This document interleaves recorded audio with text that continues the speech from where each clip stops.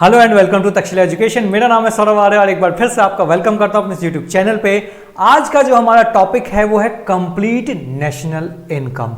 यानी इस particular video में हम पूरे नेशनल इनकम को समझने वाले हैं, चाहे वो वैल्यू एडिशन मेथड हो, चाहे वो इनकम मेथड हो या फिर वो एक्सपेंडिचर मेथड हो, तीनों को इन डेप्थ समझेंगे। अगर आपको इंडिविजुअल किसी चीजों को समझना है या इनकम मेथड को समझना है और उसके रिलेटेड क्वेश्चंस करने हैं तो उसके भी वीडियोस मेरे आपको प्लेलिस्ट में मिल जाएंगे, आप जाके वहां भी कर सकते हो। इस पर्टिकुलर वीडियो में कंप्लीट नेशनल इनकम करेंगे, क्वेश्चंस इस वीडियो में नहीं करेंगे, उसके बाद अगली वीडियो आएगी। यानी अभी सीरीज ऑफ 6-7 वीडियो लेके आऊंगा जिसमें सिर्फ और सिर्फ हम नेशनल इनकम के क्वेश्चंस करेंगे।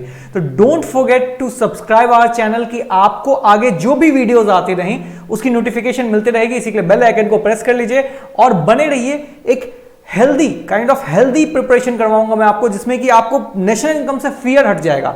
जो अभी तक बहुत सारे बच्चों का फियर है ना कि सर नेशनल इनकम नहीं होता, और ये ऐसा पर्टिकुलर टॉपिक है जो कि बहुत मार्क्स वेटेज के साथ एग्जामिनेशन में आता ही आता है।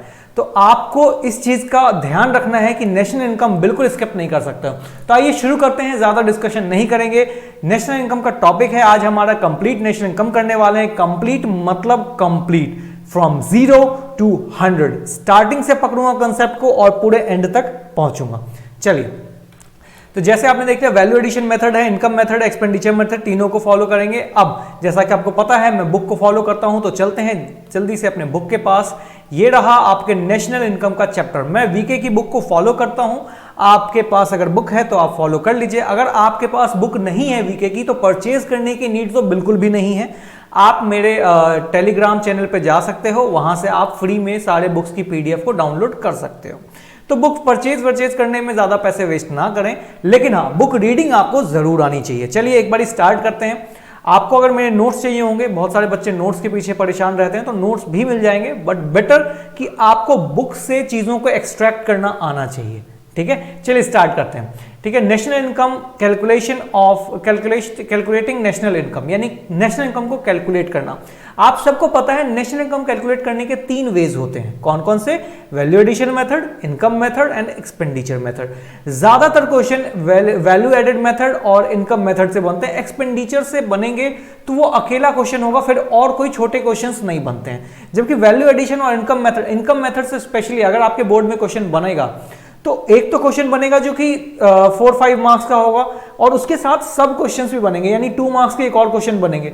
लेकिन एक्सपेंडिचर मेथड में ऐसा है कि अगर एक्सपेंडिचर से क्वेश्चन आया तो और किसी 1-2 मार्क्स वाले क्वेश्चन नहीं आएंगे, वो अकेला जो है 7-8 मार्क्स का क्वेश्चन बन जाता था। ठीक है, तो इसी के लिए उसी वे में इसको प्रिपेयर करेंगे, लेकिन आपको जानना सभी जरूरी है। ज्यादा इंपॉर्टेंट वैल्यू एडिशन है, तो ध्यान रखिएगा इस बात को। चलिए वैल्यू एडेड मेथड को स्टार्ट करते हैं। वैल्यू एडेड मेथड का दूसरा नाम प्रोडक्ट मेथड है। ये मैंने किसमें नेशनल इनकम टूल्स नाम की एक वीडियो है, उसमें भी आपको दिख जाएगा, जिसमें मैंने domestic income, national income, GDP, GNP, NFI, ये सभी चीजें डिस्कस किया है। तो अगर आपको ये बेसिक चीजों में दिक्कत है या फिर कौन से मेथड का क्या दूसरा नाम हो सकता है, इन सब चीजों में दिक्कत है, तो आप उस वीडियो को जरूर रेफर करें। ठीक है, वैल्यू एडेड मेथड इस वर्ड से क्लियर हो रहा है किसी चीज की वैल्यू को ऐड किया जा रहा है, यही एक मेथड है। जैसे ये पेन 15 रुपीज का था, मैंने 5 रुपीज ऐड किया, 20 का इसको बेच दिया। 15 का मैंने आपसे खरीदा था और 5 रुपए ऐड करके 20 में इसको बेच दिया। तो ये जो 5 रुपए हुआ, ये क्या हुआ? वैल्यू ऐड हो गया। इसकी वैल्यू थी कितनी? इसकी वैल्यू थी 15 रुपीज जब मैंने आपसे खरीदा था। मैंने इसमें 5 रुपए और ऐड कर दिया, तो मैंने क्या किया? वैल्यू ऐड कर दिया ना, इसी को बोलते हैं वैल्यू एडेड मेथड। इसका दूसरा नाम क्या है? Product method. आइए इसमें समझते हैं डिटेल में क्या क्या है। वैल्यू एडेड कैसे निकलता है? Value added is equal to value of output minus intermediate consumption. Value of output क्या होता है? वैल्यू ऑफ आउटपुट होता है जितने में आप चीजों को सेल करते हो।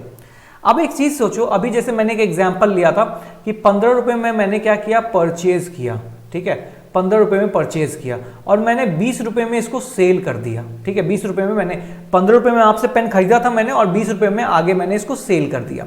अब मैं आपसे पूछूंगा बेटा एक बात बताओ, वैल्यू एडेड कैसे निकलेगा? तो आप क्या बोलोगे? सर वैल्यू एडेड ऐसे निकलेगा कि आप value of output minus intermediate consumption कर दें। यानी आप value of output minus intermediate consumption, value of output क्या है? जितने में आपने इसको सेल किया है, यानी 20 माइनस 15। तो ये क्या हो गया, value of output minus intermediate consumption. ठीक है, कितना आ गया 5। क्या हमने 5 रुपए ही वैल्यू एडेड था? यस सर, 5 रुपए ही तो वैल्यू एडेड था यहां पे। क्लियर है, क्या था, 5 रुपए ही तो वैल्यू एडेड था। वैल्यू एडेड निकालने के लिए किया क्या हमने, value of output minus intermediate consumption, जितने में हमने सेल किया माइनस परचेज वैल्यू। तो इससे ये पता चल जाता है आपने कितना उस पर ऐड कर दिया है। ठीक है, इसी बात को थोड़ा सा इकोनॉमिकल टर्म में लिखा गया है, value added is equal to value of output minus intermediate consumption. Intermediate consumption means purchase value and value of output मतलब सेल वैल्यू। जैसे कि यहां पे था 20 माइनस 15, तो ये वैल्यू एडेड कितना आ जाता, 5। क्लियर है। अब बात करते हैं आगे value of output. Value of output को और भी चीजों में डिफाइन किया जाता है, सिर्फ सेल ही होगा तो नहीं। अगर आपके क्वेश्चन में देखो वैल्यू ऑफ आउटपुट होता क्या है, सेल, बेसिकली ये सेल होता है, जैसा कि मैंने अभी आपको बताया। लेकिन ऐसा नहीं है कि हर जगह सिर्फ सेल ही दिया जाएगा आपको क्वेश्चन में। वैल्यू ऑफ आउटपुट का मतलब ये भी होता है सेल होगा या फिर चेंज इन स्टॉक। सेल भी हो सकता है क्वेश्चन में, तो आपको वैल्यू ऑफ आउटपुट की तरह उसको ट्रीट करना है, या फिर चेंज इन स्टॉक होगा तो भी आप उसको वैल्यू ऑफ आउटपुट की तरह ट्रीट करोगे, और अगर दोनों होगा तो आप उसको जोड़ दोगे। समझ रहे हैं, sale plus change in stock. Value of output क्या हो गया sir, sale plus change in stock, change in stock minus intermediate consumption. यानी वैल्यू ऑफ आउटपुट दो चीजें होती हैं, या तो इंडिविजुअली ये दे दे आपको क्वेश्चन में, या फिर ये दे दे, और अगर दोनों देगा तो सम कर दें, सिंपल। ठीक है, अब कई लोगों को हालांकि ये चीज पता होगा कि चेंज इन स्टॉक का मतलब क्या होता है, क्लोजिंग माइनस ओपनिंग। हो सकता है आपको क्वेश्चन में देगा ओपनिंग स्टॉक इतना था, क्लोजिंग स्टॉक इतना है, तो आपको क्लोजिंग में से ओपनिंग को लेस करना पड़ेगा, आपके पास आ जाएगा change in stock. Change in stock आ जाएगा, उसको यहां पे मेंशन कर देना है आपको, और इंटरमीडिएट कंजम्पशन से लेस कर देना है, तो वैल्यू एडेड आ जाएगा। ठीक है, डोंट वरी, अगर आपका कंफ्यूजन क्लियर हो गया तो अच्छी बात है, नहीं तो एक बार और इसको रिपीट करेंगे, इसी के लिए टेंशन नहीं लेना है। ठीक है, बहुत डिटेल में मैं चीजों को समझाऊंगा, इसी के लिए डोंट वरी, बस पेशेंसफुली चीजों को सुनने की कोशिश कीजिए। ठीक है, चलिए अगला क्या है, देखिए इंटरमीडिएट कंजम्पशन बेसिकली होता क्या है, intermediate refer to the value of non factor input, all input other than factor, land, labour, जो भी चीजें हमें लगती हैं उन चीजों को बनाने में। जैसे कि 15 रुपए में आपसे मैंने पेन खरीदा था, तो आपने क्या किया था, इसमें लैंड भी लगाया था, लेबर भी लगाया था, कैपिटल भी लगाया था, सभी चीजें लगा के 15 में बेचा था ना आपने। ठीक है, फिर मैंने इस पे चुपचाप 5 रुपए ऐड कर दिया और 20 में इसको बेच दिया। तो ये क्या है, वैल्यू ऑफ इनपुट, जो इंटरमीडिएट कंजम्पशन जो होता है वो क्या होता है, जो उसको बनाने में कॉस्ट लगा है। ठीक है, उसको हम बोलते हैं वैल्यू ऑफ इंटरमीडिएट कंजम्पशन। ठीक है, आइए इसको और डिटेल में समझते हैं थोड़ा सा। जैसे देखिए एक फार्मर है, ठीक है, ये एग्जाम्पल एवरग्रीन है, यानी ये एग्जाम्पल कभी भी फॉल नहीं करता है, चाहे आप 2010 में पेपर दे रहे हो या 2020 में, ये एग्जाम्पल अपने जगह रहता है, और ये एग्जाम्पल बेस्ट है समझने के लिए। जैसे देखिए एक फार्मर है, उस फार्मर ने क्या किया ना, 200 रुपए में उसने क्या किया, कैपिटल लगाया, जमीन लिया लीज पे, गेहूं खरीदा, उसने गेहूं खरीदा, बीज खरीदे उसने गेहूं के, 200 रुपए में खरीदा, और उसने पूरे खेत में गेहूं लगा दिया। ठीक है, उसने वीट का खेती करना शुरू कर दिया। अब उसने 200 रुपए में खरीदा था, जब उसने क्रॉप को उपजा लिया, क्रॉप बन गया वो, तो वो क्या करेगा, 200 में तो सेल नहीं करेगा ना, उसने क्या किया, 600 में सेल किया, 600 में उस चीज को सेल कर दिया। यानी उसने 200 रुपए उस पर लगाया था, 600 में सेल किया है, यानी उसने कितना वैल्यू एडेड किया है, 400 ही तो किया है। वैल्यू एडेड क्या था, value of output minus intermediate consumption, यही होता है वैल्यू एडेड। तो यहां पे वैल्यू ऑफ आउटपुट मतलब क्या होता है, सेल, सेल कितने में किया है, 600 में किया है, 600 में किया है। इंटरमीडिएट कंजम्पशन यानी उसने परचेज कितने में किया था, उसके पीछे लागत कितनी लगी थी, उसकी लागत 200 रुपए लगी थी, यानी वैल्यू एडेड कितना था, 400 है। तो क्या ये बात क्लियर है? ठीक है, अब देखिए क्या है, इस फार्मर ने, थोड़ा सा क्लीन कर दे रहा हूं, इस फार्मर ने क्या किया, 600 में बेचा। अब ये फार्मर ने 600 में बेचा, फार्मर का वैल्यू ऑफ आउटपुट अगले पर्सन के लिए इंटरमीडिएट कंजम्पशन बन जाएगा। आप जितने में मुझे सेल करोगे उतना मेरे लिए परचेज वैल्यू बन जाएगा ना। आपने जैसे मुझे ये पेन बेचा 15 रुपए में, आपके लिए वैल्यू ऑफ आउटपुट था, मेरे लिए क्या है, मेरे लिए इंटरमीडिएट कंजम्पशन है, यानी परचेज वैल्यू है। मैं फिर इस प्लास्टिक को रैप करूंगा, इसको साफ करूंगा, और फिर इसमें और वैल्यू ऐड करूंगा, फिर आगे मार्केट में बेचूंगा। ठीक है, तो फार्मर ने 600 रुपए में क्रॉप बेचा, तो ये इसका वैल्यू ऑफ आउटपुट था। और फ्लोर मिल वाले का, यानी कि जो आटा चक्की वाली मशीन्स होती हैं, फ्लोर मिल वाले, उनके लिए क्या हो गया, 600 क्या हो गया, इंटरमीडिएट कंजम्पशन हो गया। अब वो क्या करेंगे, क्रॉप को पीसेंगे, उसको बना देंगे क्या, आटा। ठीक है, आटा बनाएंगे। 600 रुपए में खरीदा था उसने, उस पर मेहनत किया, आटा बना दिया। अब वो 600 में तो नहीं बेचेगा, वो 800 में बेचेगा, तो उसने कितना वैल्यू ऐड कर दिया, 200 रुपए वैल्यू ऐड कर दिया। अब आटा बन गया, आटा कंपनी वाले ने आटा वो कितना में बेचेगा, 800 में बेचेगा। उसके लिए वो वैल्यू ऑफ आउटपुट है। अगला पर्सन जो आटा खरीदेगा उसके लिए क्या है, इंटरमीडिएट कंजम्पशन है। एक ब्रेड वाली कंपनी ने आटा खरीदा, तो जो आटा वाली कंपनी थी उसके लिए क्या था, वैल्यू ऑफ आउटपुट था, जबकि जो ब्रेड वाली कंपनी है उसके लिए इंटरमीडिएट कंजम्पशन है। अब 800 में खरीदा और इसको क्या किया, आटा से ब्रेड बना दिया, ब्रेड बना के 1000 रुपए में उसको बेच दिया। अब 800 में खरीदा था आटा को बहुत अच्छे से आटा को गूंदा वगैरह और ब्रेड बना दिया। अब जब ब्रेड बन गया तो ब्रेड कितने में बेचेगा, वो 800 में तो नहीं बेचेगा, वो 1000 में बेचेगा उसको। ठीक है, तो 1000 में बेचा। अब ये जो दुकान हमारे जो बाहर परचून की दुकान होती है, ग्रोसरी शॉप होती है, ये क्या होती है, इसने 1000 रुपए में कंपनी से खरीदा है ब्रेड वाले कंपनी ने, ब्रिटानिया कंपनी ने 1000 रुपए में ब्रेड बेचा, बट वो 1000 में तो आपको नहीं देगा ना, वो कुछ ना कुछ प्राइस ऐड करेगा उस पर। उसने उसको क्या किया, 1200 में बेच दिया। अब देखो हो क्या रहा है, सबके प्राइसेस जो लग रहे हैं प्रोडक्ट में वो ये लग रहे हैं, ये प्राइसेस वो लोग पे कर रहे हैं, लेकिन जब सेल करने की बात आती है तो वो ये प्राइस चार्ज करते हैं। तो यानी क्या कर रहे हैं, खरीद वो इतने में रहे हैं, थोड़ा क्लीन कर देता हूं मैं। ठीक है, खरीद वो इतने में रहे हैं और वो बेच इतने में रहे हैं, यानी वो वैल्यू ऐड कर रहे हैं। अब देखिए वैल्यू एडिशन, अभी सर आपको क्या बताया, value addition is equal to value of output minus intermediate consumption. Value of output total कितना है सर, 3600 है, 3600। इंटरमीडिएट कंजम्पशन कितना है, 2600 है, माइनस 2600। तो वैल्यू एडेड कितना आएगा, 1000 आ जाएगा। ठीक है, वैल्यू एडेड कितना आ जाएगा, 1000 आ जाएगा। ठीक है, 1000 आ जाएगा, यानी क्या है, यही आपका जो वैल्यू एडेड। अच्छा सर ये जो वैल्यू एडेड हमने निकाल लिया तो ये निकला क्या, ये वैल्यू एडेड आपका ऑटोमेटिकली जीडीपी एमपी बन जाएगा। अब आपको यहां से नेशनल इनकम यानी कि एनएनपी एट एफसी पे जाना होता है। कैसे जाना होता है ये मैं नेशनल इनकम के टूल्स में समझा चुका हूं। तो आपने जब सारा वैल्यू एडिशन निकाल दिया तो वो क्या बन गया, जीडीपी एमपी।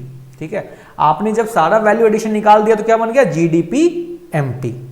ठीक है, चलिए एक क्विक रिकैप करते हैं और फिर आगे बढ़ेंगे। ठीक है, रिकैप करने के लिए आ जाते हैं अपने पीपीटी पे। इनकम नहीं था हमारा, कौन सा था, value added, sorry value added method. क्या पढ़ा सर हमने इसके अंदर, वैल्यू एडेड में पढ़ा हमने कि value added is equal to क्या होता है, value of output minus intermediate consumption, यही पढ़ा हमने।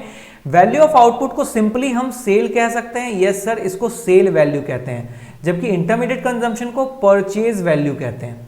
ठीक है, परचेज वैल्यू कहते हैं। वैल्यू ऑफ आउटपुट दो कैटेगरी में बांटा गया है, या तो आप इसको सेल कह सकते हो, या तो क्वेश्चन में सेल के नाम से होगा, या फिर चेंज इन स्टॉक के नाम से होगा, चेंज इन स्टॉक के नाम से होगा।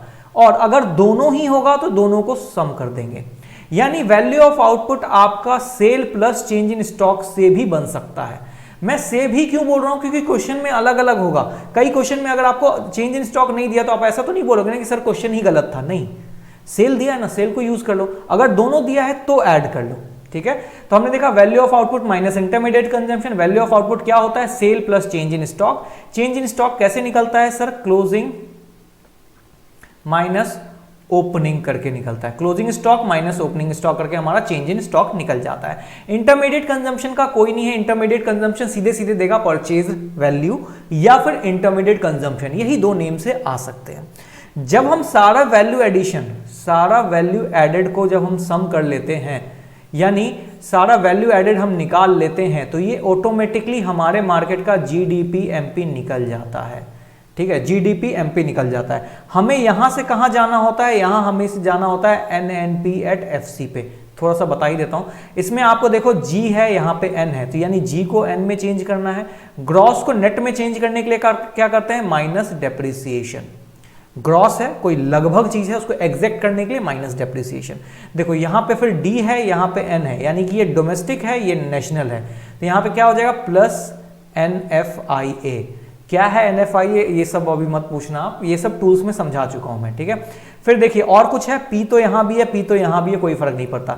यहां पे MP है, यहां पे FC है, यानी मार्केट प्राइस से फैक्टर कॉस्ट पे जाना है, मार्केट से फैक्ट्री जाना है, तो मोदी साहब को गिराना पड़ेगा, तो यानी minus NIT, net indirect tax, ठीक है। और आप आ जाओगे नेशनल इनकम पे। होपफुली आपको वैल्यू एडेड मेथड समझ में आया होगा। आइए चलते हैं इनकम मेथड पे। कहाँ गई हमारी बुक, ये रही। चलिए इनकम मेथड ये रहा, ठीक है। ये देख लीजिए आप यहाँ पे एक बारी और, gross value added of primary sector, gross value added of secondary sector, gross value added of tertiary sector, इन तीनों को ऐड कर देंगे तो आ जाएगा GDP MP, इसमें से डेप्रिसिएशन लेस कर देंगे तो आ जाएगा NDP, ये तो मैं आपको बता ही चुका हूँ, ठीक है। चलिए चलते हैं हमारे किस पे, इनकम मेथड। कहाँ गया हमारा इनकम मेथड? अच्छा, मैंने जो इससे पहले आपको पर्टिकुलर एक एक वीडियो में वैल्यू एडेड और बाकी समझाया, उसमें मैंने क्वेश्चंस भी करवाए हैं, तो अगर आपको करना हो तो आप उसको भी रेफर कर सकते हो, किसी एक मेथड को समझना हो तो। पूरा समझना है तो ये बेहतर है। अच्छा, ये एक्सपेंडिचर मेथड आ गया। इनकम मेथड कहाँ गया हमारा? इनकम मेथड ये रहा हमारा इनकम मेथड। हाँ, ये रहा हमारा इनकम मेथड। आज ये इनकम मेथड को समझते हैं। इनकम मेथड क्या है? यानी कि लोगों की इनकम को सम कर लो और उससे नेशनल इनकम निकाल लो, ठीक है। इनकम को सम कर लो, लोग कमा रहे हैं तो कुछ ना कुछ इकोनॉमिकल एक्टिविटी कर रहे होंगे। अगर आपके पापा कमा रहे हैं तो कहीं ना कहीं तो काम कर रहे होंगे ना कुछ तो देश के लिए काम कर रहे होंगे, या तो प्रोडक्ट बना रहे होंगे या सर्विस बना दे रहे होंगे, कुछ ना कुछ तो कर ही रहे होंगे ना। तो वो इनकम सबकी जोड़ लो, उससे भी देश का नेशनल इनकम निकल सकता है, ठीक है। आइए समझते हैं कैसे। इनकम मेथड बेसिकली क्या है? अच्छा, ये ध्यान रखना हमेशा, नेशनल इनकम फैक्टर इनकम का ही निकलता है, नॉन फैक्टर इनकम कभी भी गलती से मत बोल देना आप, ठीक है। फैक्टर इनकम का ही निकलता है। चलिए बात करते हैं क्या क्या है। अब इनकम की बात करते हैं कि टोटल देश की इनकम को जोड़ लो। टोटल देश की इनकम को जोड़ने का मतलब यह है कि हर पर्सन अलग तरह से इनकम जनरेट करता है। कोई सैलरी पे है, कोई वेजेस पे है, किसी को क्या होता है काम के बदले कुछ सामान मिल जाता है। तो हर पर्सन सर अलग तरह से कमा रहा है, कैसे जोड़े उन लोगों का? तो हमने क्या किया, इनकम को कैटेगरी में बांट दिया। आइए एक एक कैटेगरी को समझते हैं। इनकम मेथड में जब क्वेश्चन आएगा तो कैटेगरी वाइज ही आएगा, ठीक है। तो हमने क्या किया, इनकम को क्लासिफिकेशन कर दिया, यानी क्लासिफाई कर दिया, कैटेगरी में बांट दिया। पहली कैटेगरी आ गई हमारे पास, compensation of employ. Compensation of employees का मतलब क्या होता है? कंपनसेशन वर्ड का मतलब क्या होता है? दैट कि आप किसी के लिए कुछ कर रहे हो, वो आपके बदले में कुछ कर रहा है, कंपनसेट करता है। जैसे मैंने आपको बोला एक काम करो भाई, तुम मेरा पेन ले लो और आप अपनी मेरी पेंसिल दे दो, ठीक है। तो मैंने क्या किया, पेन से पेंसिल को कंपनसेट किया है, एक के बदले में दूसरा। ये होता है कंपनसेशन, ठीक है। इस कंपनसेशन वर्ड का, जैसे आपके पापा पूरे महीने उनको अपनी सर्विस देते हैं तो वो बदले में पैसे देते हैं, इसको बोलते हैं कंपनसेशन, ओके। अब कंपनसेशन कैटेगरी में क्या आता है, या तो आपको वेजेस मिल सकता है या सैलरी इन कैश मिल सकता है। या तो आप अगर थोड़ा लोअर रैंक पे हैं तो वेजेस मिलेगा, थोड़े हायर रैंक पे हैं तो सैलरीज मिलेगा इन कैश, यानी कि आपको कैश के रूप में वेजेस सैलरी मिलती हैं, ठीक है। जैसे आपके पापा को मिलता होगा या फिर आप किसी को पे करते होगे वेजेस, तो वेजेस सैलरी इन कैश, ठीक है, जो कैश में पेमेंट होती है। एक इनकम, तो ये तो सबसे ज्यादा प्रीमियम सेक्शन है, जबकि क्या होता है वेजेस और सैलरी इन कैश, ये सबसे ज्यादा यूज होने वाला सेक्शन है, तो इसको एक कैटेगरी कर दिया। दूसरा है payment in kind. Payment in kind का मतलब होता है अदर देन कैश, यानी पेमेंट तो हो रही है लेकिन कैश में नहीं हो रही है। जैसे आप समझो, आपने क्या किया, मैंने बोला कि बेटा एक काम करो, आप ना मेरा PDF बना दो, मेरे को क्लासेस लेनी होती है, PDF बना दो और नोट्स तैयार कर दो, ठीक है। मैंने आपको दिया और उसके बदले में आप बोलोगे सर उसके बदले में क्या दोगे, तो मैं बोलूंगा आपको पढ़ा दूंगा मैं फ्री में। तो ये क्या है, पेमेंट इन काइंड है। ये सरकारी दफ्तर वाले लोगों को बहुत समझ में आता हो, क्योंकि क्या होता है उनको क्वार्टर्स मिल जाते हैं रहने के लिए। तो ये क्या है, उनको पैसे मिलने चाहिए थे लेकिन उनको क्वार्टर मिल रहा है, यानी पेमेंट इन काइंड है। उनको पेमेंट किया जा रहा है बट कैश में नहीं किया जा रहा है, क्वार्टर के रूप में किया जा रहा है। न्यूज़पेपर अलाउंसेस मिलता है, पेट्रोल अलाउंसेस मिलता है। तो क्या हो रहा है, आपको कैश पेमेंट नहीं मिल रही है, कैश पेमेंट अलग चीज है, लेकिन कैश के अलावा जो बाकी चीजें दी जाती हैं उसको बोलते हैं पेमेंट इन काइंड। अगला है employers contribution in the social security, यानी एम्प्लॉयर जो होती है, कंपनी का जो मालिक होता है, वो कुछ ना कुछ सिक्योरिटीज के लिए, अपने एम्प्लॉय की सिक्योरिटीज के लिए कुछ कंट्रीब्यूट करता है। सबसे मेजर एग्जांपल है प्रोविडेंट फंड, PF। जैसे आपको पता होगा, आपके पापा किसी कंपनी में काम करते हैं, उनसे पूछना PF का कुछ पैसा, जैसे मान लेते हैं 3000 रुपए PF का कटता होगा, ठीक है। तो जितना आपके पापा पैसा रखते हैं ना, उतना ही कंपनी के मालिक को भी आपके लिए रखना पड़ता है, ठीक है। तो कंपनी का मालिक क्या कर रहा है, आपके लिए कुछ कंट्रीब्यूट कर रहा है ना। आप तो अपने लिए कर ही रहे हो, कंपनी का मालिक भी तो आपके लिए कुछ ना कुछ कंट्रीब्यूट कर रहा है, जो कि आपको रिटायरमेंट पे सुना होगा लोगों को 50-60 लाख 50-60 लाख रुपए मिलते हैं। वो कहाँ से मिलते हैं? उन्होंने 40-50 साल पीएफ का पैसा जमा किया है, हर महीने 3,000 रुपए पर्सन जो एम्प्लॉय है वो रखता है और 3,000 रुपए एम्प्लॉयर रखता है उसके नाम से, कंपनी को भी रखना पड़ता है, ये नॉर्म है। और यही चीज नहीं है, और भी चीजें हैं, जैसे आपने क्या किया, आपके सुना होगा कई कंपनीज क्या करती हैं, आपका लाइफ इंश्योरेंस करवा देती है, आपका जनरल इंश्योरेंस करवा देती है, ठीक है। तो ये सब चीजें क्या होता है, मेडिकल इंश्योरेंस करवा देती है। तो मेडिकल इंश्योरेंस के लिए वो क्या कर रही है, आपकी सिक्योरिटी के लिए कंपनी पे कर रही है। जैसे अगर आपके कोई पेरेंट्स टाटा वगैरह में वर्क करते हो, मुझे उनका एग्जांपल अच्छे से याद है, तो आपको पूरा मेडिक्लेम आपकी फैमिली का मिलता है, यानी आपकी फैमिली में कोई भी बीमार पड़ गया तो टाटा उसका खर्चा बेयर करेगा। तो ये क्या होता है, सोशल सिक्योरिटी है, अपने एम्प्लॉय की सिक्योरिटी के लिए वो कंपनी खर्चा करता है, तो इसको बोलते हैं employ contribution in the social security. आपकी सिक्योरिटी के लिए जो कंपनी खर्च करता है वो आपकी सैलरी का ही हिस्सा होना चाहिए था, लेकिन उसने बोला सैलरी मत दो, इनको सिक्योरिटी दे दो, ठीक है। अगला है pension on retirement. Pension on retirement, आपके रिटायरमेंट पे जो पेंशन मिलता है, ठीक है, वो क्या है, सभी को मिलता है क्या सर? नहीं, जो 60 साल सरकार की नौकरी करता है उसको पेंशन मिलता है। तो ये अर्नड इनकम है सर, ये अनअर्नड इनकम नहीं है। बहुत बच्चे सोचते हैं सर ये कौन सा अर्नड इनकम है, तो रिटायर होते हैं पैसे मिलता है, इसमें कौन सा काम किया था। नहीं, ऐसा नहीं है कि रिटायरमेंट, किसी को भी रिटायरमेंट पे पैसे मिल जाते हैं, ऐसा नहीं होता है। आप प्राइवेट फॉर्म में आप रिटायर हो, आपको नहीं मिलेगा कुछ भी, ठीक है। लेकिन आप सरकारी में, हालांकि प्राइवेट भी कुछ कुछ चीजें इसको अपनाते हैं, लेकिन सरकारी में क्या होता है, मिलता ही मिलता है। कहां से आया वो पैसा? आपने जो 60 साल वहां पे काम किया, जो पैसे उसमें इकट्ठा किया आपने, वही आपको रिटायरमेंट पे मिल जाता है। जो 3-3 हजार आप यहाँ पे इकट्ठा कर रहे हो ना, और 3,000 आपके नाम पे कंपनी कर रही है, यही सारे पैसे जोड़ के 25-30 लाख बन जाता है और वो आपको मिल जाता है, ठीक है। तो ये अर्नड इनकम है। लेकिन अगर यहीं पे लिखा होता ओल्ड एज पेंशन, ठीक है, ओल्ड एज पेंशन अगर लिखा होता तो ये बन जाता अर्नड इनकम, और ये नेशनल इनकम में कभी नहीं आता। क्यों सर? ओल्ड एज पेंशन ये होता है, इसमें तो आप 60 साल तक सरकार की नौकरी करोगे तब आपको मिलता है। ओल्ड एज पेंशन में सीधे सीधे आप अगर 80 साल के हो गए तो सरकार आपको 2,000-3,000 रुपए देना शुरू कर देता है मंथ का। क्यों? क्योंकि आपने 80 साल का उम्र अटेन कर लिया। आपने जिंदगी में कभी काम ना किया हो, बेरोजगार रहे हो, आप पूरी जिंदगी मजे में उड़ाए हो, लेकिन फिर भी जब आप 80 साल की उम्र के हो जाओगे तो सरकार आपको 2,000-3,000 रुपए महीना देना शुरू कर देगा। क्यों? क्योंकि आप, सरकार की स्कीम है ओल्ड एज पेंशन की, कि जो पर्सन 80 साल के हो गए हैं उनको इतना पैसा दो ताकि वो अपनी लाइफ को थोड़ा बहुत आसान कर सकें। तो ये ट्रांसफर पेमेंट है, आपने सरकार के लिए कभी काम नहीं किया तब भी आपको मिलेगा, लेकिन ये तो तभी मिलेगा ना जब आपने 60 साल तक नौकरी किया है उनके यहाँ। तो ये अर्नड इनकम है, ये अर्नड इनकम है। तो नेशनल इनकम में हमेशा पेंशन ऑन रिटायरमेंट आता है, ओल्ड एज पेंशन नहीं आता है। तो ये बात दिमाग में बहुत अच्छे से रखना है, ये क्वेश्चन कहीं होगा भी।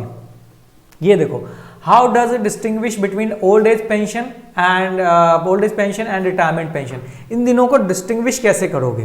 तो ये क्वेश्चन अच्छा है, आप समझ गए होगे, नहीं समझे हो तो वीडियो पॉज करके ना इसको पढ़ लो, आप समझ जाओगे, ठीक है। वैसे बुक की थोड़ी सी लैंग्वेज डिफरेंट है, बट मैंने आपको ईजी करके समझाने की कोशिश किया है।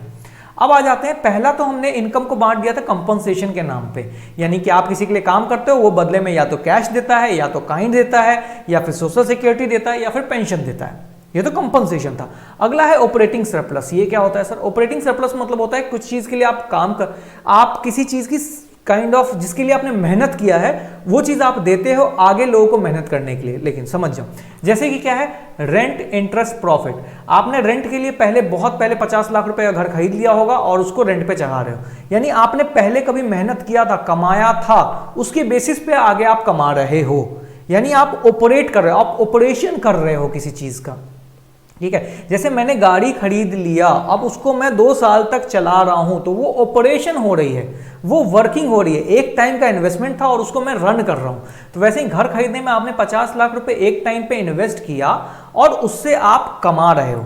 इंटरेस्ट में भी तो यही होता है, आपने एक टाइम मेहनत किया, बैंक में 10 करोड़ रुपए रख दिए और आप उसका इंटरेस्ट खा रहे हो, यानी आपने पहले उसके लिए मेहनत किया है, अब आप उसकी मेहनत की कमाई को खा रहे हो। प्रॉफिट भी यही होता है, किसी कंपनी में आपने बहुत पैसा लगा दिया, फिर उसके बाद आप उसको अर्न कर रहे हो, ठीक है। तो बेसिकली ऑपरेटिंग सरप्लस मतलब होता है रेंट इंटरेस्ट प्रॉफिट, लेकिन प्रॉफिट को 3 और हिस्सों में बांटा गया है, ठीक है। प्रॉफिट को 3 और हिस्सों में बांटा गया है, आइए समझते हैं। प्रॉफिट या तो डिविडेंड हो सकता है, यानी कंपनी के शेयर्स मैंने खरीदे हैं तो हमें डिविडेंड मिलता है, वो भी एक प्रॉफिट का ही हिस्सा होता है। दूसरा होता है कॉर्पोरेट प्रॉफिट टैक्स। अब बोलोगे सर ये कैसा है? अच्छा मान लीजिए 100 रुपये मैंने कमाया था, ठीक है, या फिर 1000 रुपये मैंने कमाया था, इसमें से सरकार आई बोली अरे 1000 रुपये कमा लिया, टैक्स कौन भरेगा, 100 रुपये टैक्स दो, और मेरी इनकम हो गई 900। तो ये जो 100 रुपये मैंने दिया ये भी तो मेरी ही इनकम का हिस्सा था ना सर, जो सरकार ले गई। तो हमें यहां पे वो देखना है कि आपने टोटल प्रॉफिट कितना किया, आपने तो 1000 कमाया था ना, तो कॉर्पोरेट प्रॉफिट टैक्स भी इनकम का ही हिस्सा होता है जो कि हमें सरकार को पे ऑफ करना होता है, ठीक है। तो ये भी प्रॉफिट का ही हिस्सा है, होपफुली आप समझ रहे होंगे, ठीक है। अब आपसे कोई पूछेगा कि सर कितना प्रॉफिट कमाए हो इस महीने, तो मैं बोलूंगा 1000 कमाया हूं, ठीक है। फिर बोलेगा टोटल, तो बोलेगा यार 100 रुपये ना सरकार टैक्स के नाम पे ले गई और मेरा 900 इनकम बन गया, लेकिन कमाया कितना, 1000 रुपये, प्रॉफिट कितना था, 1000 का। Got it? इतना तो आप लोग सीख गए हो शार्क टैंक वगैरह देख करके कि profit after GST and before GST सबको समझ में आता है। अनडिस्ट्रीब्यूटेड प्रॉफिट, अच्छा ये क्या है अनडिस्ट्रीब्यूटेड प्रॉफिट? क्या होता है, जब मुझे 1000 रुपये प्रॉफिट होता है तो मैं क्या करता हूँ, बांट देता हूँ, प्रॉफिट को बांट देता हूँ कि आगे के जो भी एक्सपेंसेस होंगे उसको बियर करने के लिए मैं एक अकाउंट बना के रख देता हूँ कि 500 रुपये इसमें रख देते हैं कि बाद में फर्म को किसी भी तरह का लॉस होगा तो मेरे अकाउंट में कुछ पैसे होने चाहिए लॉस बेयर करने के लिए। कुछ पैसे रख देता हूँ कि फ्यूचर ग्रोथ के लिए, कुछ पैसे मैं विड्रॉ कर लेता हूँ, लाइक 300 रुपये मैं फ्यूचर इन्वेस्टमेंट के लिए रख लेता हूँ। ये एक्सपेंसेस फ्यूचर एक्सपेंसेस के अनएक्सपेक्टेड एक्सपेंसेस के लिए रख लिया, ये मैंने फ्यूचर के काइंड ऑफ इन्वेस्टमेंट के लिए रख लिया, ये मैंने प्रॉफिट के रूप में ले लिया, अपने घर ले गया, ठीक है। तो ये क्या है, ये डिस्ट्रीब्यूट हो गया। तो इसको बोलता है डिस्ट्रीब्यूट करके नहीं लेना है। इस हिसाब से तो आपका सिर्फ 200 प्रॉफिट दिख रहा है ना, ये तो गलत बात है। हुआ कितना है, 1000। तो बोलता है अनडिस्ट्रीब्यूटेड प्रॉफिट लो, डिस्ट्रीब्यूट कर दोगे तो फिर बात नहीं बनेगी, ठीक है। अनडिस्ट्रीब्यूटेड प्रॉफिट अपने को लेना है, ठीक है। तो ये समझ में आया। क्या क्या पढ़ा हमने, कंपनसेशन ऑफ एम्प्लॉय, फिर हमने पढ़ा क्या, दूसरा क्या था ऑपरेटिंग सरप्लस, तीसरा है हमारा मिक्स इनकम। इनकम को 3 कैटेगरी में बांटा गया है, मिक्स इनकम। ये सब पॉइंट आपको जानना जरूरी है क्योंकि क्वेश्चंस में इन सब पॉइंट्स को दे सकता है और आपको पॉइंट से समझना होगा कि ये इनकम मेथड का क्वेश्चन है, ये एक्सपेंडिचर मेथड का क्वेश्चन है, ठीक है। मिक्स इनकम क्या होता है, मिक्स इनकम ये होता है ना जो कि सेल्फ एम्प्लॉयड पर्सन होते हैं। क्या होता है ना, कैपिटल भी उन्हीं का होता है ना, वो इन्वेस्टमेंट किसी से लेते हैं, लैंड भी उन्हीं का होता है, लेबर भी वही होते हैं, एंटरप्रेन्योर भी वही होते हैं, तो सभी लोग वही होते हैं। अब क्या है ना, आप देखो, आपने बोला पढ़ाई लिखाई नहीं हो रहा पप्पा जी, मेरे से पढ़ाई लिखाई नहीं हो पाएगा, आपने अपने पेरेंट्स को बताया, उन्होंने बोला पढ़ाई लिखाई नहीं करेगा तो क्या करेगा, ग्रोसरी दुकान खुलवा दें, लाला जी का दुकान चलाओगे? तो आपने बोला हाँ पापा चलाएंगे, क्योंकि पढ़ाई अपने बस की है नहीं, ठीक है, ऐसा मत करना, ठीक है। तो आपने क्या किया, आपने क्या किया, आपने ही घर के बाहर एक दुकान खोल लिया। क्या आपको रेंट पे करना है? नहीं। लेकिन कहीं और अगर आप लेते तो आपको रेंट पे करना पड़ता ना, तो आपको रेंट नहीं पे करना। आपने क्या लेबर हायर किया? नहीं, आप खुद ही जाते हो, सामान उठा के लाते हो, खुद ही देते हो, सर 20 रुपये हो गए, 30 रुपये हो गए। तो आपने लेबर का खर्चा भी आपका है, एंटरप्रेन्योर नॉलेज भी, बुद्धि जो है एंटरप्रेन्योरशिप की वो भी आपकी है, लैंड भी आपका है, कैपिटल भी आपका है। पापा ने बोला 5 लाख रुपए ले जा, नौकरी कर ले, दुकान खोल ले, नहीं पढ़े लिखेगा तो इसमें क्या है, सभी इनकम ही आपकी हो जाती है। इसी को बोलते हैं mix income. Mix income basically refer करता है income of self employed person using their own labour, जो अपने आप को ही लेबर रखता है, अपना ही लैंड रखता है, अपना ही कैपिटल रखता है, अपना ही इंटरप्रेन्योरशिप रख लेता है, तो सारा पैसा घर में ही आ रहा है, कहीं जा ही नहीं रहा बाहर, तो उसको बोलते हैं मिक्स इनकम। तो हमने इनकम को भी 3 कैटेगरी में बांट लिया। आइए एक बार चलते हैं पीडीएफ पे, ठीक है। ये था हमारा वैल्यू एडेड, ये आ जाता है इनकम मेथड। हमने क्या किया सर, हमने 3 कैटेगरी में बांट दिया। पहला था कंपनसेशन ऑफ एम्प्लॉय। अच्छा मैं ना शॉर्ट में लिख रहा हूँ, ठीक है, आप समझ रहे हो क्योंकि अभी डिटेल में किया है, ज्यादा डिटेल में लिखूंगा तो वीडियो लंबी खींचेगी, कोई मतलब नहीं है, ठीक है। कंपनसेशन ऑफ एम्प्लॉय के अंदर क्या क्या था sir, wages and salary in cash, यानी कैश में जो भी पेमेंट होगा। आपको ये सारे टर्म्स याद होने चाहिए, क्यों, क्योंकि एग्जाम में टर्म्स से आएंगे, वहां कंपनसेशन ऑफ एम्प्लॉय डायरेक्ट नहीं आ जाएगा, बोल देगा wages and salary in cash, तो आपको पता होना चाहिए इनकम मेथड में wages and salary in cash आता है, जिसको ऐड करना होता है, ठीक है। दूसरा आ जाता है क्या था, wages and salary in cash. फिर था payment in kind, payment in kind. फिर उसके बाद क्या था, employer contribution to the social security, यानी आपकी सोशल सिक्योरिटी के लिए एम्प्लॉयर कॉन्ट्रीब्यूशन। उसके बाद क्या था, रिटायरमेंट पेंशन या फिर पेंशन ऑन रिटायरमेंट, पहला ये था। दूसरा क्या था, दूसरा था ऑपरेटिंग सरप्लस। ऑपरेटिंग सरप्लस क्या हो जाता है सर? ऑपरेटिंग सरप्लस मतलब हो जाता है, इसमें क्या था, रेंट, इंटरेस्ट और प्रॉफिट, यही था। ये सब चीजें आपके दिमाग में छप जाना चाहिए। आप बिल्कुल ना सिर्फ इमेजिन करो चीजों को, बहुत आसान है, बहुत ज्यादा इजी है, फालतू में बच्चे डरते हैं। प्रॉफिट में 3 चीजें आ गई थी, क्या क्या था सर? डिविडेंड, और क्या था? डिविडेंड के बाद क्या था हमारे पास? था कॉर्पोरेट प्रॉफिट टैक्स, और क्या था सर कॉर्पोरेट प्रॉफिट टैक्स के बाद? अनडिस्ट्रीब्यूटेड प्रॉफिट, अनडिस्ट्रीब्यूटेड प्रॉफिट, ये 3 चीज था, ठीक है। उसके बाद थर्ड पर हमने क्या? मिक्स इनकम, मिक्स्ड इनकम, ठीक है। मिक्स इनकम में क्या था? सेल्फ एम्प्लॉयड पर्सन थे, बेसिकली आपको दे सकता है सेल्फ एम्प्लॉयड पर्सन, ठीक है। अब इन तीनों को, पेन चेंज कर लेता हूं मैं, इन तीनों को अगर मैं सम कर दूं, इन तीनों को अगर मैं जोड़ दूं तो क्या निकल के आएगा सर? यहां पे आएगा NDP@FC।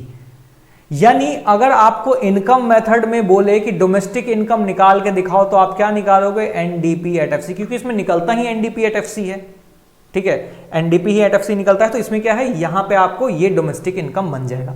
बच्चे बहुत कंफ्यूज होते हैं, जब नेशनल इनकम बोला तो सबको पता है कहां जाना है, हमें NNP@FC पे जाना है, लेकिन जब डोमेस्टिक इनकम बोलता है तो बच्चे कंफ्यूज जाते हैं। डोमेस्टिक इनकम देखो डिफर करेगा, अगर वैल्यू एडिशन मेथड है तो GDP MP डोमेस्टिक इनकम बनेगा, अगर हम नेशनल इनकम की बात इनकम मेथड की बात करते हैं तो NDP@FC हमारा डोमेस्टिक इनकम बनेगा, ठीक है। अब आपको फिर से थोड़ा सा रिमाइंड करवा दूं, क्या रिमाइंड करवा दूं? NDP@FC से आपको जाना कहां होता है? NNP@FC पे जाना होता है। यहां देखिए, यहां भी N है, यहां भी N है, तो चेंज करने का मतलब ही नहीं है।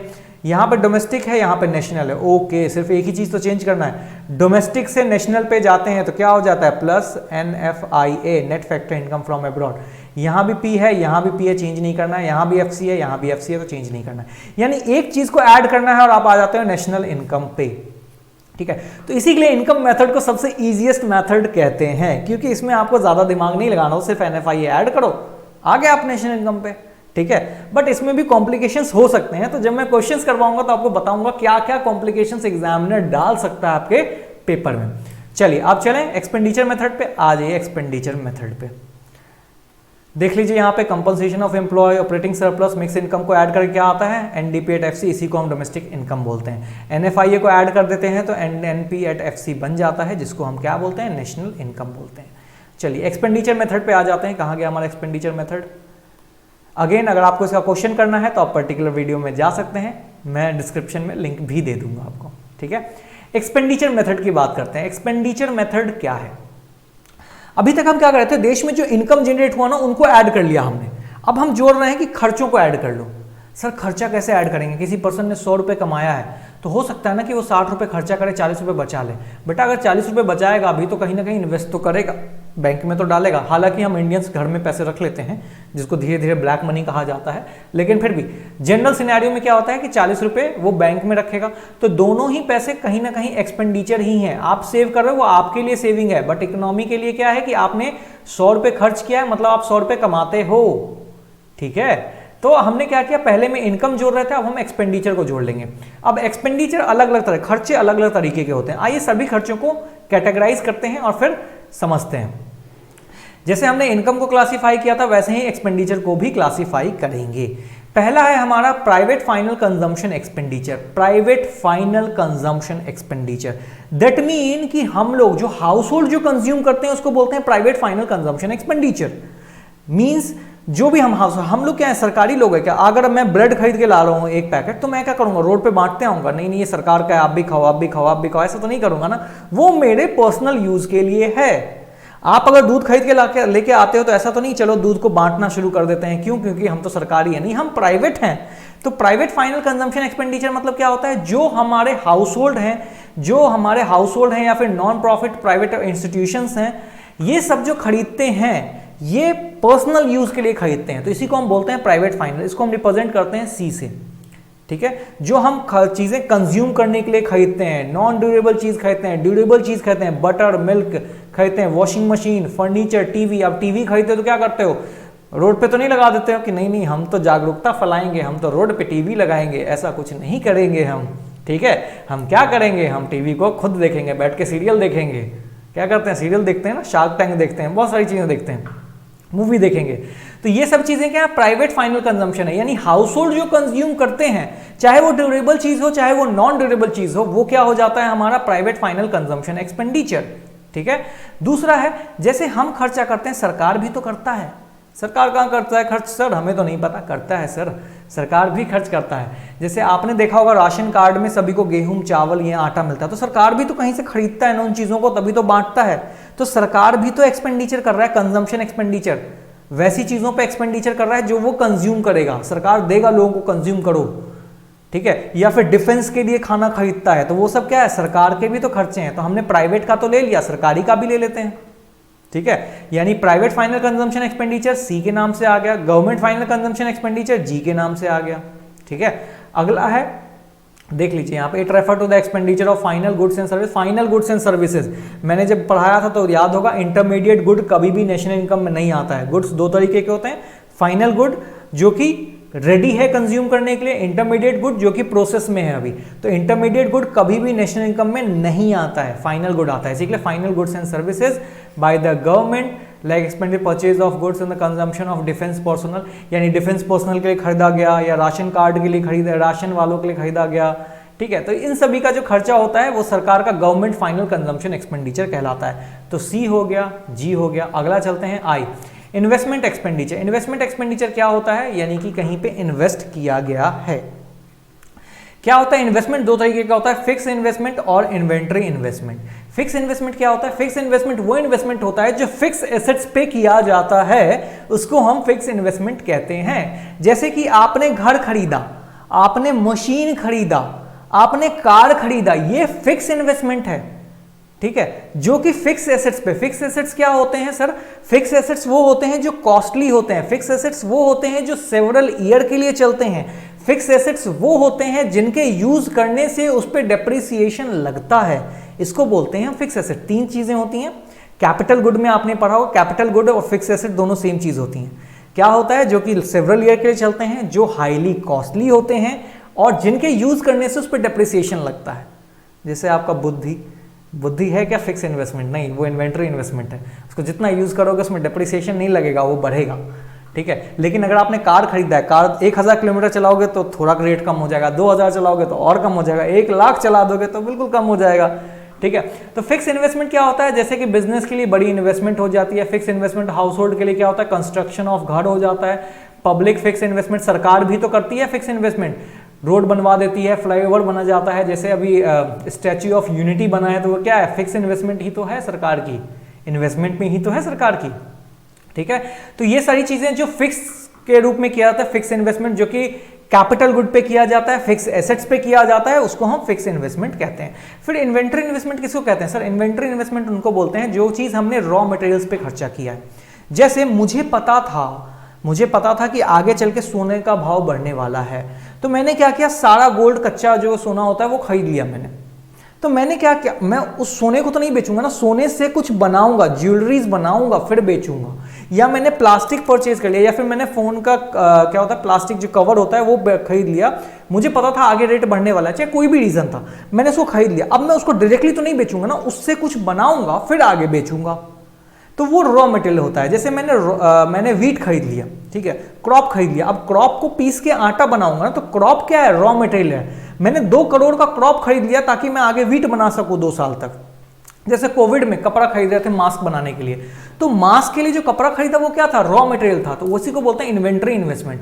जब आप किसी इन्वेंटरी में यानी रॉ मटेरियल में खर्चा करते हो तो उसको इन्वेंटरी इन्वेस्टमेंट बोलते हैं। इन्वेस्टमेंट 2 ही तरीके का होता है, या तो आप फिक्स गुड खरीदोगे या फिर इन्वेंटरी खरीदोगे। फिक्स गुड को खरीदोगे और यूज करना शुरू कर दोगे, चाहे वो मशीन हो, चाहे वो कार हो, चाहे कुछ भी हो।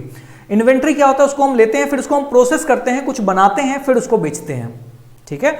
अगला है नेट एक्सपोर्ट। नेट एक्सपोर्ट मतलब होता है एक्सपोर्ट माइनस इंपोर्ट। एक्सपोर्ट मतलब होता है हमारे देश से सामान गया है, इंपोर्ट मतलब होता है हमारे देश में सामान आया है। ठीक है। तो सामान गया है माइनस सामान आया है, एक्सपोर्ट माइनस इंपोर्ट। तो हमने क्या देखा, आ जाओ फिर से चलें एक बारी पीडीएफ पे आ जाइए। एक्सपेंड इनकम मेथड हो गया, एक्सपेंडिचर मेथड पे आते हैं। क्या था हमारे पास, पहले था हमारे पास private final consumption expenditure. Again मैं शॉर्ट में इसलिए लिख रहा हूं ताकि टाइम बचे। ठीक है। सेकंड नंबर था, आपको फुल फॉर्म चाहिए होगा तो आप थोड़ा सा रिवाइंड करोगे और मिल जाएगा सब चीज आपको, ठीक है। गवर्नमेंट फाइनल कंजम्पशन एक्सपेंडिचर, ठीक है। फिर उसके बाद क्या था, थर्ड में क्या था, थर्ड में था हमारा इन्वेस्टमेंट, ठीक है, इन्वेस्टमेंट एक्सपेंडिचर। और फोर्थ क्या है, एक्सपोर्ट, सॉरी फोर्थ क्या है, एक्सपोर्ट माइनस इंपोर्ट, यानी जिसको हम नेट एक्सपोर्ट कहते हैं, ठीक है। अब इन चारों को अगर हम सम करें, इन चारों को अगर हम सम कर दें तो क्या बन जाएगा सर, इन चारों को अगर हम सम कर दें तो ये बन जाएगा हमारा जीडीपी एमपी, ठीक है। यानी हमने इसको भी ऐड कर दिया, इसको भी ऐड किया। अच्छा, क्वेश्चन में अगर कभी ऐसा होता है कि प्राइवेट फाइनल दिया है, ये नहीं दिया है, जो चीज नहीं दिया है उस पर ध्यान देना ही नहीं है, ठीक है। जो दिया है उसको यूटिलाइज कीजिए, ठीक है। इन सबको सम कर देंगे तो क्या आ जाएगा, जीडीपी एमपी। इससे हमें कहां जाना होता है, एनएनपी एट एफसी पे जाना होता है। तो क्या करते हैं, ग्रॉस को नेट में, अगेन आपको याद होगा अभी मैंने वैल्यू एडिशन में सिखाया है, जी को एन में चेंज करेंगे तो माइनस डेप्रिसिएशन, डी को एन में चेंज करेंगे, डोमेस्टिक को नेशनल में चेंज करेंगे तो प्लस NFIA, मार्केट प्राइस को फैक्टर कॉस्ट में, मार्केट से फैक्ट्री जाएंगे तो माइनस NIT हो जाएगा, ठीक है। ये इतना करेंगे और हम आ जाएंगे NNP एट FC पे। तो होपफुली आपको ये तीनों समझ में आएगा, मैंने डिटेल में समझाने की कोशिश किया है। आपको अगर कोई चीज कंफ्यूजन है आप दोबारा फिर से वीडियो देखो, क्योंकि मैं बिल्कुल डिटेल में समझा रहा हूँ। क्वेश्चंस नहीं करवाए हैं मैंने आपको, हालांकि मैंने जब सेपरेट वीडियो जैसे वैल्यू एडिशन का बनाया है, इनकम का बनाया, एक्सपेंडिचर बनाया, उसमें मैंने एक एक क्वेश्चन करवाया भी। अब सीरीज ऑफ क्वेश्चंस आएंगे आपके पास जहां पे मैं क्वेश्चंस डिस्कस करूंगा। तो मैं चाहता हूं एग्जाम से पहले 20-25 क्वेश्चन मैं आपके डिस्कस कर लूं ताकि आपको पूरा फियर हट जाए। चलिए एक लास्ट स्लाइड इसको देख लेते हैं। वैल्यू एडेड मेथड में ये बहुत जरूरी है आपको समझना, बच्चे भूल जाते हैं। मैंने मैक्सिमम बच्चों को देखा, ध्यान ही नहीं होता किससे क्या निकलेगा। जब हम वैल्यू एडेड को सम करते हैं, सभी वैल्यू एडेड को, तो हमारे पास आता है जीडीपी एमपी, ठीक है। ध्यान रखना है किससे क्या निकलता है, सारा वैल्यू एडिशन करेंगे तो क्या निकलेगा, जीडीपी एमपी। इनकम मेथड एक ऐसा मेथड है जिसमें अकेला सिर्फ एनडीपी एट एफसी निकलता है, और एक्सपेंडिचर मेथड में भी जीडीपी एमपी निकलता है। तो ये ध्यान रखना है कि कौन से मेथड से क्या निकलता है। सारा वैल्यू एडेड कर दोगे तो क्या निकलेगा, जीडीपी एमपी। सारा इनकम ऐड कर दोगे तो एनडीपी एट एफसी। सारा एक्सपेंडिचर ऐड कर दोगे तो जीडीपी एमपी। ये तीन बात काइंड ऑफ आप इंपॉर्टेंट मार्क कर लो। आप चाहो तो इसका स्क्रीनशॉट भी ले सकते हो, मैं थोड़ा क्लियर कर देता हूं। स्क्रीनशॉट ले लो क्योंकि ये बहुत जरूरी है, आपको ध्यान रखना है एग्जामिनेशन में, ठीक है। चलिए अब एक छोटी सी बात करते हैं, 5 मिनट में सेशन, 2-3 मिनट में सेशन एंड करते हैं। नाउ तक्षशिला एजुकेशन, बेसिकली हमारा जो तक्षशिला एजुकेशन है वो आपके लिए लेके आया है। अगर आप 12th में इस बारी बोर्ड दे रहे हो, 12th का टर्म 2 का पेपर दे रहे हो, तो मेक श्योर कि आपकी प्रिपरेशन अच्छे से हो, क्योंकि आपको पता है CUCET भी आया हुआ है और आपको मतलब एंट्रेंस पेपर भी देना है। तो आपको इसमें 25% ही वेटेज है, बाकी 75% वेटेज इसका है। तो इसको बहुत अच्छे से प्रिपेयर कीजिए, 90+ स्कोर कीजिए, ठीक है। हालांकि दोनों का स्कोर मैटर करेगा, ये मैंने भी आपको बताया है, लेकिन ये ज्यादा वेटेज लेता है तो ये हमेशा ज्यादा मैटर करेगा। ये भी मैटर करेगा बट ये मैटर करेगा ज्यादा। तो ऐसा नहीं है कि इसके प्रिपरेशन में इसको छोड़ दो, ये करो, ज्यादा जरूरी है, ठीक है। और ये करोगे तो ये भी ऑटोमेटिकली हो ही जाएगा, ठीक है। चलिए तो यहाँ पे क्या है, ये टर्म 2 का अगर आप कोर्स करना चाहते हो, कंप्लीट क्रैश कोर्स करना चाहते हो, तो आप इस नंबर पे कॉल व्हाट्सएप कर सकते हो या कॉल कर सकते हो। हमारे पास सभी सब्जेक्ट हैं, आप चाहे साइंस सेक्शन के हो, चाहे आप कॉमर्स सेक्शन के हो, चाहे आप आर्ट्स सेक्शन के हो, सभी सब्जेक्ट्स हैं हमारे पास। आप हमारे पास डेडिकेटेड क्रैश कोर्स कर सकते हो। क्रैश कोर्स में आपको क्या क्या मिल जाएगा, 30+ आवर्स मिल जाएंगे, मॉक एनालिसिस, यानी आपको पेपर अटेम्प्ट कैसे करना है ये स्ट्रैटेजी आपको बताया जाए, क्योंकि बच्चों को यही नहीं पता होता पेपर अटेम्प्ट कैसे करना है। कोई बच्चा 2 घंटे में 100 क्वेश्चन 100 मार्क्स कर लेता है, कोई बच्चा सर खुजा रहा होता है कि सर 15 मिनट और दे दो पूरा पेपर कर लेंगे। तो ये कंफ्यूजन क्यों होता है, क्योंकि आपको एनालिसिस करना नहीं आता, आपको मॉक अटेम्प्ट करना नहीं आता। फिर बैच की स्ट्रेंथ जो है 35 अप टू 35 है, इससे कम ही रहने वाला है, यानी आप फ्रीली टीचर से इंटरेक्ट कर सकते हो, ठीक है। बैच का स्ट्रेंथ मैंने जो अभी मैक्सिमम रख रहा हूँ 5-10 स्टूडेंट से ज्यादा का नहीं रख रहा हूँ। क्यों, क्योंकि बोर्ड का प्रिपरेशन बहुत इंपॉर्टेंट है। मैं चाहता हूँ आप फ्रीली टीचर से बात कर सको, ठीक है। टॉप टीचर्स यानी पे हमारे पास जो भी टीचर्स हैं वो 8+ ईयर के एक्सपीरियंस हैं, वर्कशीट, DPP नोट सभी चीजें मिलेंगी, ठीक है। और ये तो 12th वाले बच्चों के लिए। अगर आप इस बारी 12th में गए हो तो आप हमारे कोर्स में एनरोल कर सकते हो। हमारा ऑफलाइन भी क्लासेस है, ऑफलाइन भी क्लासेस है और ऑनलाइन भी क्लासेस है। सभी प्लेटफॉर्म पे ऑफलाइन, ऑनलाइन, होम ट्यूशन सभी चीजें अवेलेबल है। आप बस इस नंबर पे कॉल करें। 9th 10th मैं बता दूं, 9th 10th 11th और 12th, इन चारों में से किसी भी जगह पे अगर आप हो तो आप फ्री हो, हमें कॉल करो, आपको पूरा सपोर्ट भी मिलेगा। ज्वाइन करना नहीं ज्वाइन करना वो आपका डिसीजन है, आपको कैसी क्वालिटी मिलती है वो हम एश्योर करते हैं, आपका पूरा एनालिसिस करते हैं कि आप कैसे इंप्रूव कर रहे हो, हर एक चीज बनाया जाता है, आपका इंप्रूवमेंट कार्ड बनाया जाता है। तो हम बहुत अच्छे से ध्यान देते हैं कि आप पेपर में अच्छा स्कोर कर पाओ। बाकी आप हमसे गाइडेंस भी ले सकते हो, 9, 10, 11, 12 में कहीं भी आप अगर इस जगह पे हो तो आप हमें कॉल करके आप हमारे बैच में भी इनरोल कर सकते हो और आप गुड गाइडेंस भी ले सकते हो। तो चलिए वीडियो को ज्यादा लंबा नहीं करते हैं, यहीं पे एंड करते हैं। Thank you very much. Signing off, Takshila Education, discover your best and all the very best to you for your preparation. Thank you very much.